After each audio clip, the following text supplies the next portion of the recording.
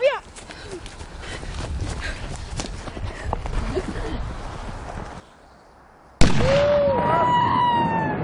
La cosa che preferisco io qui in Carnia è la gente, perché da qui si sta bene con la gente.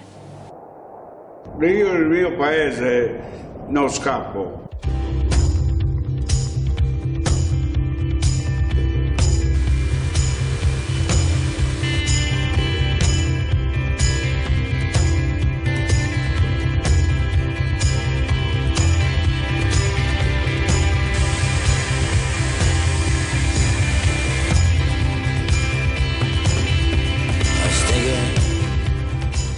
La grandezza di Linusio in Carnia nel Settecento e come questa terra nel Settecento sia riuscita ad esprimere un imprenditore ma anche un modello di impresa.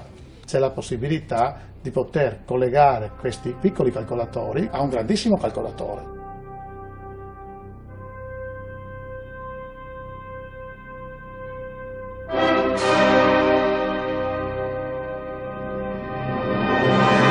Il bello anche della Carnia è questa cosa qui, che tu apri una porta e ti trovi questa cosa.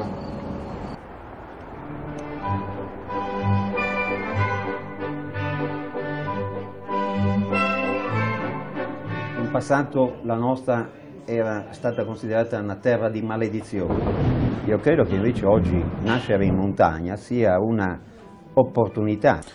Ho cominciato a rendermi conto che in realtà la montagna, ma la Carnia in particolare, era un paradiso in terra da questo punto di vista. L'acqua cade dal cielo.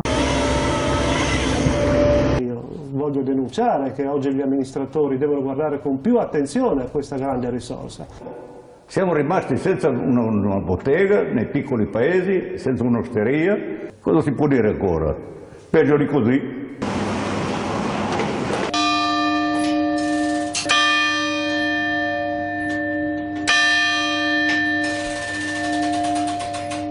No, non riuscirei più a vivere in una città.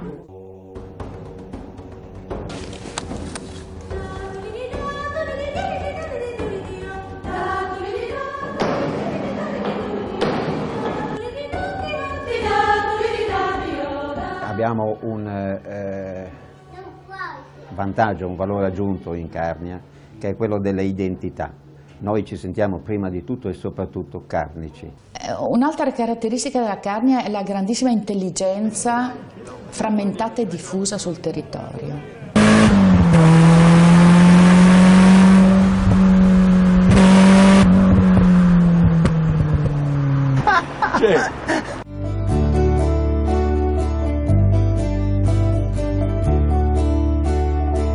Dovremmo svegliare un po' tutti. Qua per un po' di pioggia, televisione non va, internet non va. Io credo che la Carnia sia in questa situazione di abbandono prima di tutto per colpa della propria gente. Solo una persona esterna può far capire a un carnico che cosa lui ha in più. Forse bisogna crederci un po' di più. Il tuo sogno della vita futura qual è? Poter restare qui. Io sono partito. Prego.